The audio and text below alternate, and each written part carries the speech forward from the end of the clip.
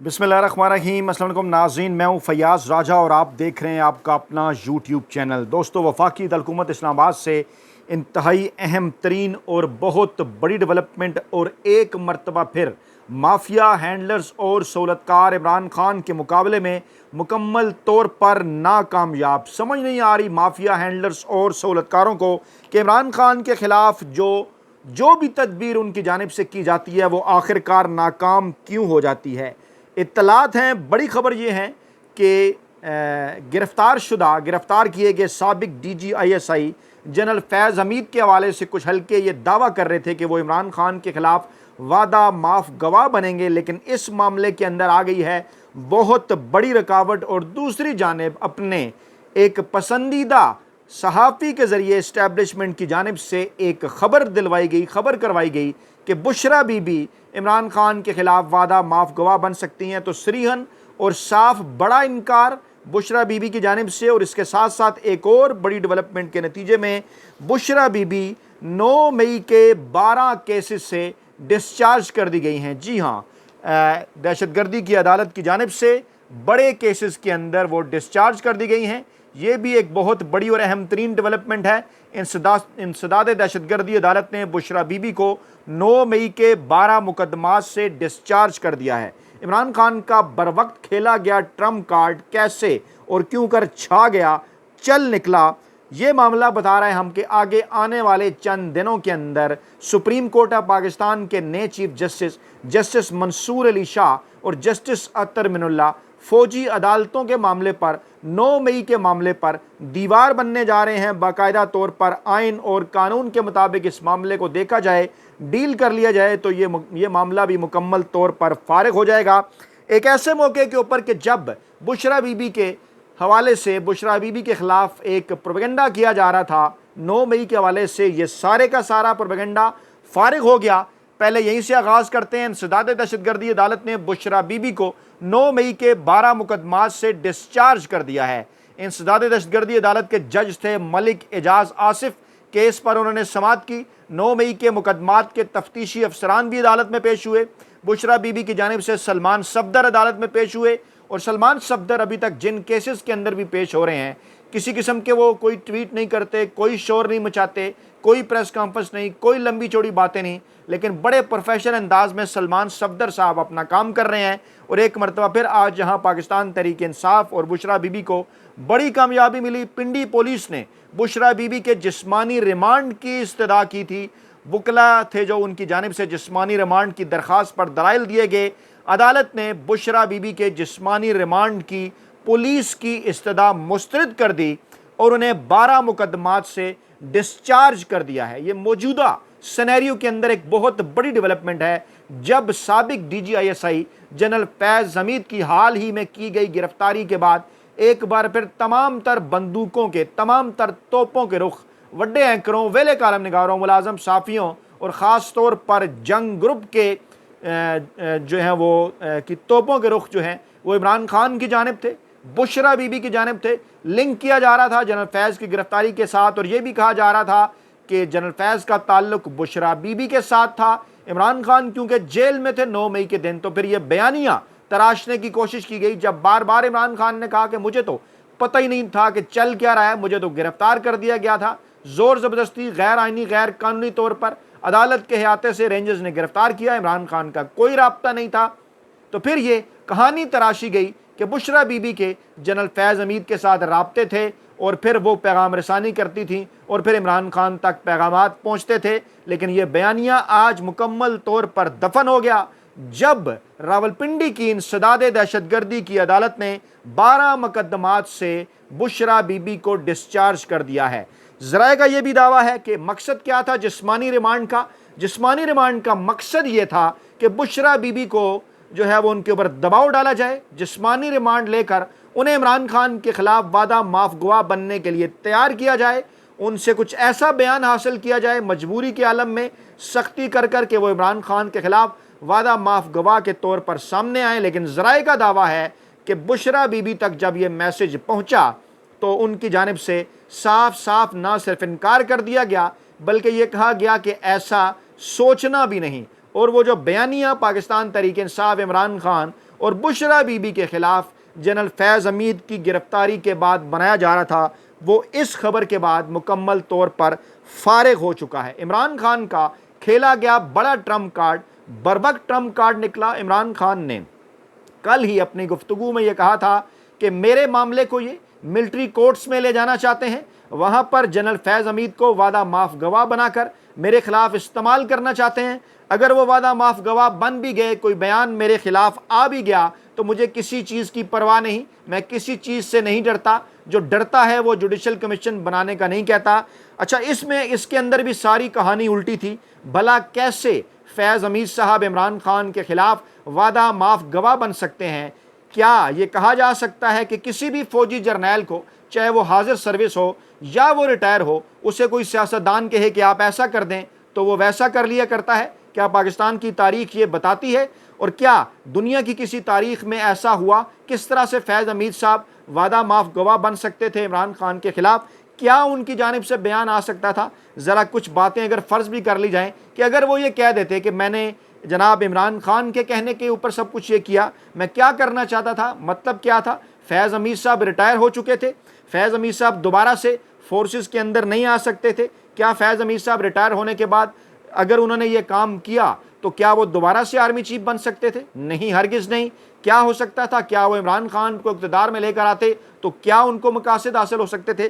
फिर ये बात बड़ी अजीब व गरीब लगती है कि इमरान खान अगर जनरल फैज़ हमीद के साथ कोई डील करके कोई मामला लेकर चल रहे थे, तो इमरान खान तो मौजूदा इस्टेब्लिशमेंट के साथ भी डील कर सकते थे, उनके साथ अपने ताल्लुकात बेहतर कर सकते थे, उनके साथ अपने ताल्लुकात बना सकते थे। ये कहकर, क्योंकि इमरान खान के ऊपर एक इल्ज़ाम है ना कि उन्हें फैज़ हमीद और जनरल कमर जावेद बाजवा चला रहे थे, तो फिर मौजूदा इस्टेब्लिशमेंट के साथ वो डील कर लेते। अगर इमरान खान ऐसा ही इक़्तिदार चाहते थे जैसा उन्हें माजी में मिला था, यानी वो किसी के कहने पे चल सकते हैं अगर, तो फिर मौजूदा इस्टेब्लिशमेंट के साथ भी चल जाते, इन्हीं के कहने के ऊपर शहबाज शरीफ की तरह के एक वज़ीर-ए-आज़म बन जाते। लेकिन इमरान खान ने ऐसा नहीं किया, इसलिए इस कहानी के अंदर भी किसी किस्म की कोई जान नहीं। और ये मामला आगे बढ़ने से पहले ही अब हामिद मीर साहब भी फरमा रहे हैं कि मेरा नहीं ख्याल कि फैज़ हमीद वादा माफ गवाह बनेंगे। तो इमरान खान का ये एक बर्वक्त ट्रम्प कार्ड था, जिसके नतीजे में मुख्तलिफ मीडिया चैनल जंग ग्रुप समेत एक्टिव हुए। उन्होंने इस्टेब्लिशमेंट में मौजूद अपने ज़राए से रब्ता किया, उनसे ये कहानी खोलने की कोशिश की कि क्या वो गवाह बन सकते हैं, तो मामला उलट हो गया। यानी इमरान खान के तमाम तर बरवक्त ट्रम्प कार्ड जो हैं वो मुकम्मल तौर पर ज़बरदस्त तरीके से इमरान खान उनका इस्तेमाल कर रहे हैं। एक और ट्रम्प कार्ड इमरान खान का बरतानवी इदारे ITV को दिया गया इंटरव्यू है। जी हाँ, 2 दिन पहले यह कहा गया कि इमरान खान का नेटवर्क पकड़ा गया है, 2 दिन पहले यह कहा गया कि इमरान खान के सारे रवाबित ख़त्म कर दिए गए हैं, और कहा गया कि किस तरह से इंटरव्यू छप जाता है। पहले तो ये मामला बड़ा सिंपल है, इसको समझ लीजिए कि पाकिस्तान के अंदर तो ये भी होता रहा है कि यहाँ पर जो मुजरिम थे उनके भी पैगामात बाकायदा तौर पर बाहर आते रहे। तो इमरान खान तो अभी तक मुलजिम है, किसी केस में अगर उन्हें सज़ा हो भी गई तो वो सज़ा ना सिर्फ मुअत्तल हो गई बल्कि कई केसेस के अंदर उनकी ज़मानतें हैं। इस वक्त किसी किस्म का कोई केस इमरान खान के ऊपर नहीं, मासवाए जो नया तोशाखाना 2 रेफरेंस जो है वो दायर कर दिया गया है। और इसी तरह से 9 मई के मामलात, आज आखिरी जो बुशरा बीबी को 12 मुकदमा से डिस्चार्ज कर दिया गया।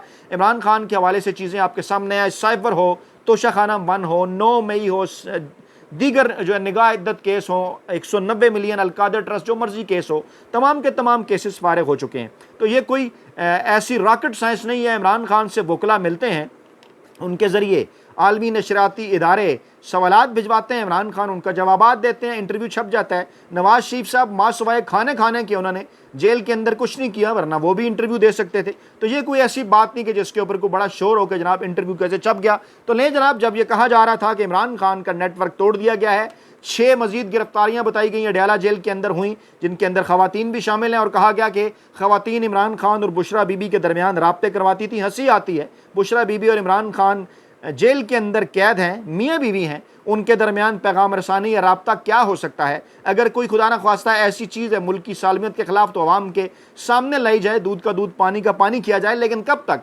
जंग ग्रुप के नाम नहाद सहाफ़ियों के ज़रिए टेबल स्टोरीज़ करवाई जाती रहेंगी? तो जनाब इमरान खान ने कहा ज़हनी और जिस्मानी तौर पर आगे की जद्दोजहद के लिए तैयार हूँ। पाकिस्तान की अवाम तब्दीली, जमहूरियत और कानून की हुक्मरानी के लिए तरस रहे हैं। पाकिस्तान में हकीकी जमहूरी तब्दीली और आज़ादी कभी भी आसान नहीं होगी, लेकिन मैं अगले मरहले में जाने के लिए ज़हनी और जिस्मानी तौर पर जद्दोजहद के लिए तैयार हूँ। ये बड़ा ऐलान है इमरान खान की जानिब से। वकला के ज़रिए बरतानवी इदारे ITV न्यूज़ के सवालात के जवाब में इमरान खान ने कहा कि मैं तकरीबन 1 साल से 7 बाई 8 फुट के डेथ सेल में कैद हूँ। ये जगह आम तौर पर दहशत गर्दों और सजाए मौत पाने वालों के लिए मुख्तस होती है। यहाँ मुस्तकिल निगरानी की जा रही है, जिसकी वजह से किसी भी किस्म की राजदारी का कोई तसव्वुर नहीं। पाकिस्तान की अवाम तब्दीली, जमहूरियत और कानून की हुक्मरानी के लिए तरस रहे हैं। उनके वोट इंसाफ, खुद इरादियत और आज़ादी की पुकार थे। बरतानवी इंतखाबात के बारे में इमरान खान से पूछा गया तो वो उनके नताइज से पहले से वाकिफ़ थे। इमरान खान ने कहा कि मैं प्राइम मिनिस्टर स्टारमर और उनकी काबीना से गुजारिश करता हूं, जिन्होंने बगैर किसी इंतखाबी जोड़ तोड़ के अवाम की हकीकी मर्जी से इक़्तिदार संभाला, कि वो ज़रा तसव्वुर करें कि उनकी ज़बरदस्त जीत को अगर चोरी कर लिया जाए तो वो कैसा महसूस करेंगे। एक ऐसे मंजरनामे की तस्वीर बनाएं जहां आपका मैंडेट छीन कर उन्हें दे दिया गया हो कि जिस पार्टी ने बमुश्किल 18 सीटें जीती हों। जी हाँ, नून लीग का जिक्र किया इमरान खान ने। इमरान खान ने कहा जहां आपकी पार्टी के निशानात छीन लिए गए हों, आपके रहनुमाओं को उस वक्त तक कैद या तशद्दुद का निशाना बनाया गया हो जब तक वो इस्टेब्लिशमेंट की बात ना मान लें या सियासत को मुकम्मल तौर पर छोड़ दें। तसव्वुर करें कि घरों में तोड़ फोड़ की गई, ख़वातीन और बच्चों को रात के आखिरी पहर में अगवा किया गया और मेरी पार्टी को बेदर्दी से दबाया गया। इमरान खान का कहना था कि ख़ास तौर पर गाज़ा की होलनाक सूरत हाल और आलमी सतह पर जमहूरी असूलों के खात्मे की रोशनी में दुनिया उन्हें देख रही है और क़यादत के लिए उनकी तरफ देख रही है। हमारा एक इज्तिमाई फ़र्ज़ है, हम अमन की अक़दार को बरकरार रखें, हर हक़ के लिए, आज़ादी और इंसाफ के लिए जद्दोजहद करें। बरतानिया अक़दार की वाबस्तगी में खड़ा है, उसे आवाज़ बुलंद करना होगी। बरतानिया में मुस्लिम मुखालिफ नफरत से निपटने के लिए मज़ीद काम करना चाहिए। अपने क्रिकेट के दिनों में मैं बरतानिया में ज़्यादा वक्त गुजार चुका हूँ और मुझे पिछली दहाई में इस्लामोफोबिया में इजाफा देखकर दुख होता है। मुझे उम्मीद है नौ मुंतखब हुकूमत इस तासुब को रोक सकेगी जिसने मुसलमानों और तमाम मज़ाहिब के लोगों को मुतासर किया है। इमरान खान एक बार फिर आलमी लीडर साबित हुए, आलम इस्लाम के लीडर साबित हुए। उन्होंने सिर्फ अपनी अवाम की, पाकिस्तानी अवाम की नहीं बल्कि उम्मत मुसलमान की, पूरी दुनिया के मुसलमानों की बात की, गाज़ा की बात की, इस्लामोफोबिया की बात की। तो यहाँ से अंदाज़ा हो सकता है कि कैद के अंदर रह कर भी इमरान खान को सिर्फ पाकिस्तानी अवाम नहीं बल्कि पूरी जो मुस्लिम उम्मा है उसका ख्याल है और उनके मुतल्लिक वो बात कर रहे हैं। तो जनाब, एक ऐसे मौके के ऊपर कि जब ये कहा जा रहा था कि इमरान खान का नेटवर्क टूट गया, इमरान खान इंटरव्यू कैसे देते हैं, 2 दिन बाद इमरान खान का एक और इंटरव्यू जो है वो आ जाता है सामने। अहम तरीन मामला रवां हफ्ते ही, अहम तरीन case supreme court of Pakistan के अंदर 9 मई के हवाले से, और जस्टिस अतर, जस्टिस मंसूर मामलात को देखने जा रहे हैं। क्योंकि ख़बरें इस वक्त ये हैं, मजदूर साफ़ी के ज़राए का ये दावा है, मैं आपको ख़बर भी दे दूँ, थोड़ी देर पहले मैंने ट्वीट किया, हमारे ज़राए का ये दावा है कि साबिक DGISI जनरल फैज़ हमीद साहब का जो कोर्ट मार्शल है उसकी ख्वाहिश का इज़हार मौजूदा चीफ जस्टिस काजी फ़ैज़ ईसा साहब की जानिब से भी किया गया था। बड़े ज़िम्मेदार ज़राए के साथ हम ये ख़बर आप तक पहुँचा रहे हैं, डबल चेक कन्फर्म करने के बाद, तस्दीक के बाद आप तक ये ख़बर पहुँचा रहे हैं। और ज़राए का ये दावा है कि चंद रोज़ पहले एक शख्सियत ने, अहम शख्सियत ने काजी फ़ैज़ ईसा साहब से मुलाकात भी की थी। ज़राए ये दावा करते हैं, जिसके पाकिस्तान तहरीक इंसाफ भी जिसको सख्ती से जिस मौक़िफ़ के ऊपर खड़ी है, उनका ये कहना है कि बदले के तौर पर, जैसा कि इमरान खान ने भी कहा कि काजी फ़ैज़ ईसा साहब की एक्सटेंशन की जा सकती है, एक्सटेंशन का डोल डाला गया है, और बदले के तौर पर यह मामला जो बड़े अरसे से चल रहा है, क्योंकि काजी फ़ैज़ ईसा साहब अपने ख़िलाफ़ आने वाले रेफरेंस की वजह से, बजाय ये कि वो इस रेफरेंस में इखलाकी जीत हासिल करते, टेक्निकलिटीज़ के पीछे वो छुपे थे, उन्हें चाहिए था कि अपना जो है वो तमाम तर जो रिकॉर्ड है वो पेश कर देते इमरान खान की तरह। जिस तरह से इमरान खान को सादिक और अमीन करार दिया गया था, वो उन्हें चाहिए था काजी फ़ैज़ ईसा साहब अपना तमाम तर रिकॉर्ड फाइनेंशियल पेश कर देते कि कैसे फ़्लैट बने उनके बैरून मुल्क। इसके बजाय वो टेक्निकलिटीज़ के पीछे गए। खैर, तफसील में हम नहीं जाते। तो उस मामले के ऊपर वो इमरान खान और जनरल फैज़ हमीद, इन दोनों के ऊपर उन्हें एक थी पुरखाश थी। इमरान खान ये बात कह चुके, अब तो हालात भी ये साबित कर रहे हैं कि किस तरह से काजी फ़ैज़ ईसा साहब के ख़िलाफ़ आया था रेफरेंस। तो खैर, काजी फ़ैज़ ईसा साहब की भी ख्वाहिश थी और इसके बदले माजी में पाकिस्तान तहरीक इंसाफ और इमरान खान के खिलाफ कुछ ऐसे फैसले सामने आए जिन्हें इस्लामाबाद के बाखबर हल्के ज़राए इवन पाकिस्तान तहरीक इंसाफ इस बात के साथ जोड़ रहे हैं कि काजी फ़ैज़ ईसा साहब ने ये फ़ैसले इसलिए दिए उनकी ख्वाहिश के ऊपर गैर आइनी और गैर कानूनी फ़ैसले पाकिस्तान तहरीक इंसाफ के बकौल पाकिस्तान तहरीक इंसाफ के ख़िलाफ़, क्योंकि काजी फ़ैज़ ईसा साहब की भी कुछ ख्वाहिशें थीं और आइंदा आने वाले चंद दिनों के अंदर भी कुछ फ़ैसले इमरान खान और पाकिस्तान तहरीक इंसाफ के ख़िलाफ़ हो सकते हैं। इसलिए 26 अक्टूबर की डेट है बड़ी इंपॉर्टेंट। 25 अक्टूबर तक काजी फ़ैज़ ईसा साहब चीफ जस्टिस हैं और 26 अक्टूबर को नए चीफ जस्टिस मंसूर अली शाह साहब होंगे। 25 अक्टूबर को इमरान खान इलेक्शन भी लड़ रहे हैं ऑक्सफोर्ड के चांसलर का।